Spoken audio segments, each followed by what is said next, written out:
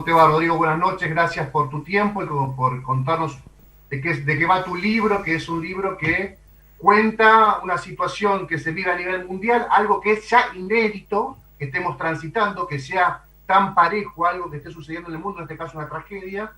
Te decía que lo contás mientras está sucediendo, además, mientras sigue siendo un problema y lo será por algunos meses. Bueno, gracias por recibirnos. Hola Héctor, bueno, un gusto en saludarte a vos, a Eugenia, a la audiencia que está mirando.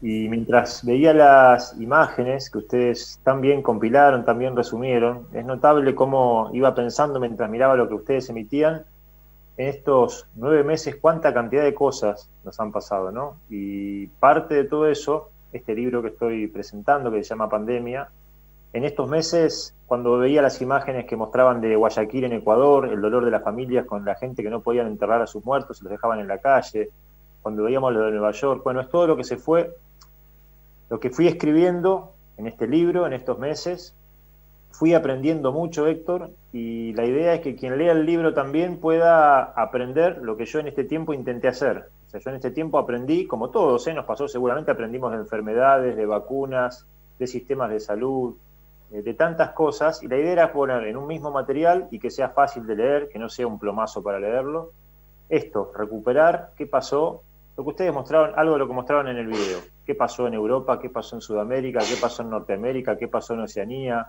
por qué en Bélgica, con el nivel de ingreso que tiene el país, que es la capital de Europa, tuvo un índice de letalidad que fue, esto no sé si ustedes lo recuerdan, pero por ejemplo en Bélgica se dio el peor índice de muertes respecto a la cantidad de infectados en los países europeos.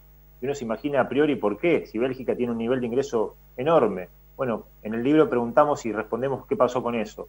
O otra imagen que también me quedó del libro, y perdón que me extienda con la respuesta, pero me fui acordando de cosas mientras veía las imágenes, ¿no? Cuando escribí la nota de la crónica de Colombia, fue en el comienzo de febrero. La primera persona fallecida en Colombia por coronavirus fue un taxista que había resultado contagiada por un turista italiano en la ciudad de Cartagena.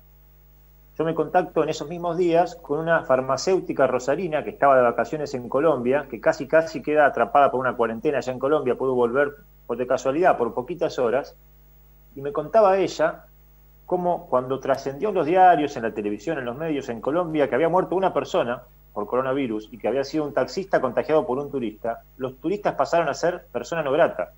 Me decía Rodrigo, yo no podía tomar un taxi, no podía irme de Colombia, porque me miraban como cualquier turista era sinónimo de contagiado. Y esto también es parte de lo que aprendimos en estos meses, a no estigmatizar a quien se está contagiando de la enfermedad. Rodrigo, la última parte del informe daba cuenta de la situación argentina, dos testimonios que me parece que es una tragedia dentro de otra tragedia.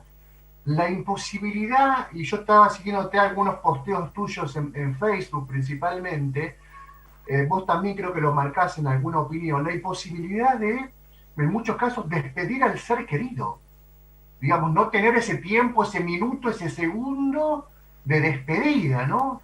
Que seguramente a vos, me imagino que te impacta la situación. Sí, Héctor, esto fue entre las crónicas que escribí, recordemos a la gente que está mirando, el libro tiene 29 crónicas. La primera de ellas fue escrita en el mes de febrero, fines de febrero, marzo, con historias de lo que pasaba en Nueva York, en Estados Unidos, y la última es escrita hace muy poquitos días, antes de que el libro ingrese a la imprenta, con historia muy dolorosa de una familia en Rosario, de la cual murieron 3 de sus integrantes en muy poquitos días, contagiados todos, entre otras cosas, por la falta de atención del 0800. Eso es un problema importantísimo que hoy tenemos que abordar y solucionar en las próximas semanas. Pero volviendo a tu pregunta, cuando en el mes de marzo yo empezaba a contactar con los temas del coronavirus a nivel humano, a nivel de charlas, con contactos en cada país, no teníamos información de qué pasaba cuando una persona se infectaba, cuando se contagiaba y se ponía grave o cuando entraba a internarse. Una médica rosarina, a quien yo nombro siempre cada vez que me entrevistan, porque la verdad que fue un testimonio revelador, un testimonio muy emotivo, muy intenso y se brindó con toda generosidad, se llama Mariana Amato, vive hace más de 20 años en Italia, en el norte de Italia.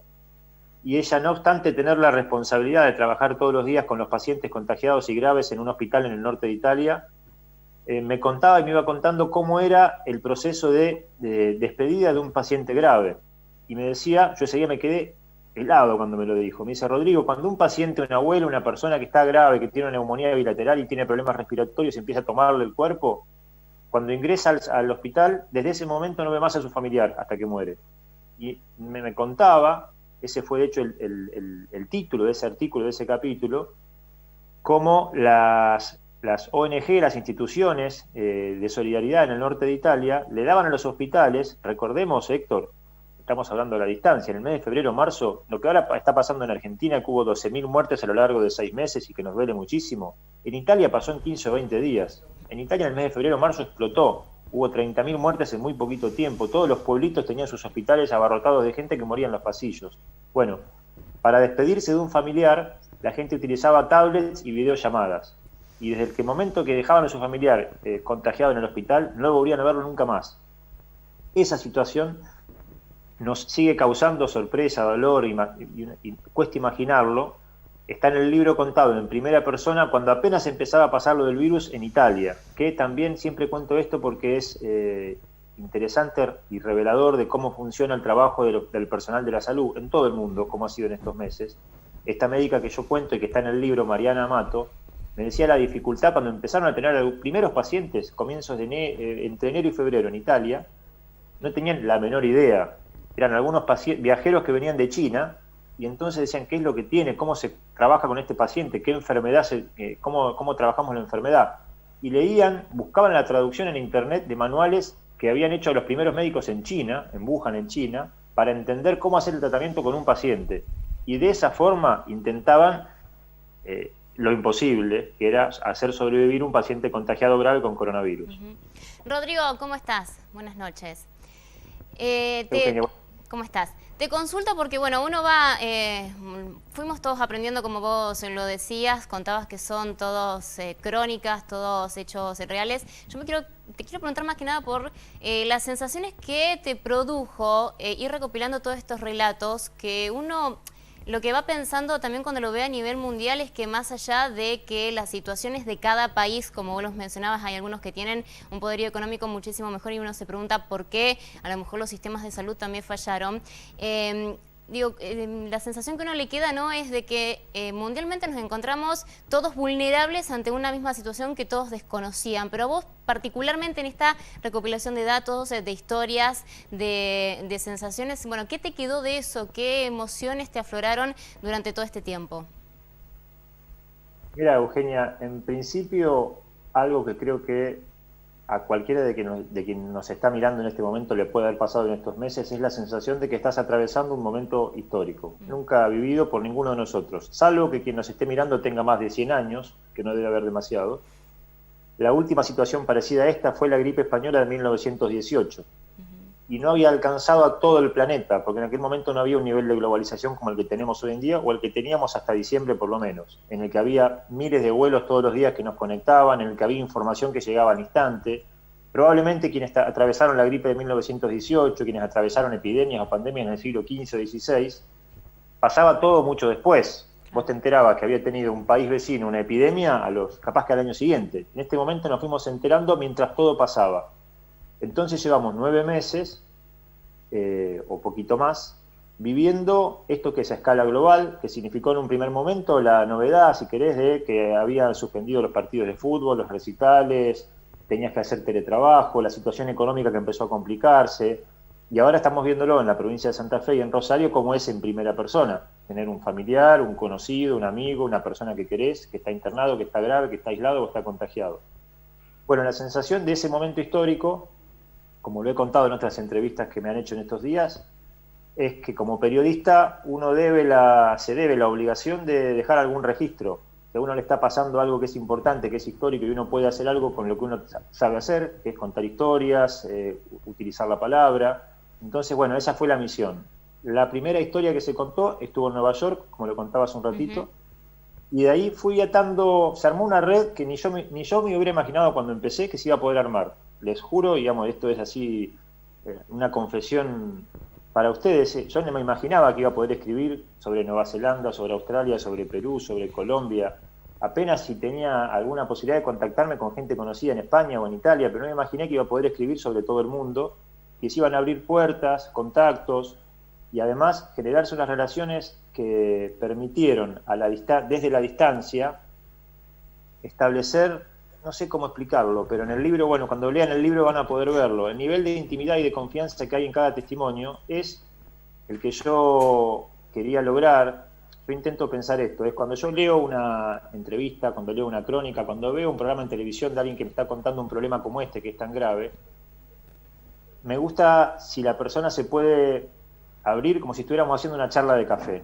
Y entonces de repente me encontraba con, por ejemplo, un abogado laboralista de mucha recorrido y trayectoria en los derechos humanos en Perú, en Lima, que me contaba, no solo que contaba su vinculación con el coronavirus en este momento, él trabajaba asesorando a sindicatos que trabajan en las empresas mineras, que no querían parar por la cuarentena, hubo muchos obreros muertos en las mineras de Perú.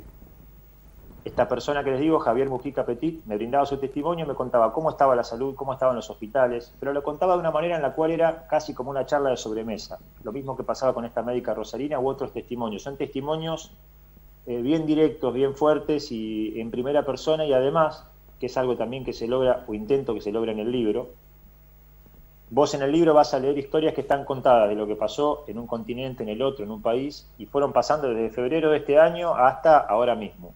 Y la idea es que en el libro no está puesta en qué fecha se escribió el testimonio, sino que vos entiendas o vas transitando un tiempo que es un mismo tiempo, que es el del virus, y entonces estás en el norte de Italia atendiendo a un paciente que está a punto de morir, y al capítulo siguiente estás en Perú con un obrero de una empresa minera que no puede dejar de trabajar porque la empresa no lo deja faltar, o estás en México, en la zona fronteriza entre México y Estados Unidos, y en la zona fronteriza entre Colombia y Venezuela, son dos de los capítulos del libro.